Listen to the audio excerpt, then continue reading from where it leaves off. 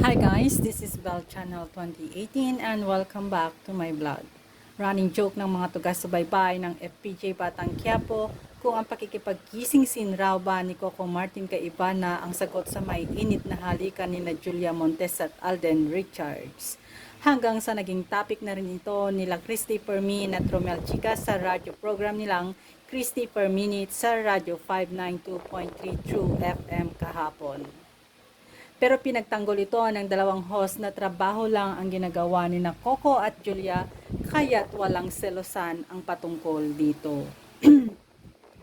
Bukod sa napakagandang 5-minute trailer ng Batang Quiapo na pinakita last week para sa mga pangyayari ngayong linggo, ay umani ito ng mahigit sa 10 million views. Kaya naman itong Lunes, September 11 ay nagtala ang programa ng pinakamataas na viewership sa Kapamilya Online Live sa YouTube channel ng ABS-CBN. Nakakuha ng all-time high record na 478,297 live concurrent viewers ang Batang Quiapo nitong Lunes at naniniwala ang management na dahil ito sa eksenang ginamot at nagkita sina Tanggol played by Coco at Bubbles na karakter ni Ivana.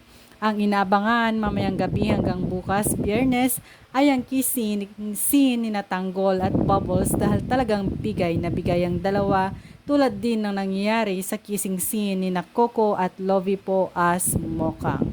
Isa pang inaabangan ay ang pagkamatay ni McCoy De Leon bilang si David dahil nga nabuking na ni Christopher De Leon na hindi niya ito anak dahil sa pagkikita nila ni Tanggol sa Quiapo na kahalika ng asawang si Mokang.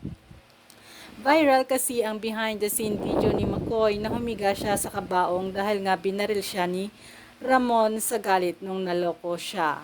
Narinig naming komento sa video ay magbubunyi na raw ang mga galit kay David dahil sa sama ng ugali nito at tama lang na mawala na siya sa pamilya di Magiba. Ang tanong naman ng mga supporters ni Yuki Takahashi as Camille ay mawawala na rin kaya siya sa kwento kapag nawala ang jowang si David o mananatili dahil nga magkakaanak sila. Nako, depende kay Direk Coco kung ano ang kapupuntahan ng kwento nila ni David. Thanks guys for watching and God bless everyone.